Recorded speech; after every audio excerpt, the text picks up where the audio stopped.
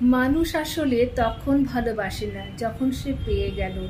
মানুষ তখনই কাউকে অসম্ভব ভালোবাসতে শুরু করে যখন সে তাকে হারিয়ে ফেলেছে কিংবা হারাতে চলেছে। এটা জগতের অদ্ভুত এক নিয়ম। আমি দেখেছি, দূরে থাকলে মানুষের যত হাহাকার, যত অনুসন্ধিৎসা, মন কেমন, অথচ সেই মানুষই নিঃশ্বাস প্রশ্বাসের সমান কাছাকাছি থাকলে তাকে অবহেলার শেষ থাকে না।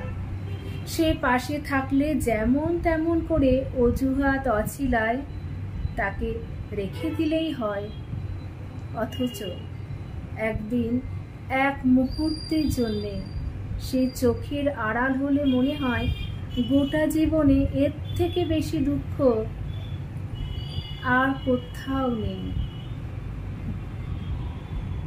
এমন কেন হয় বলো তো? কেন হয়?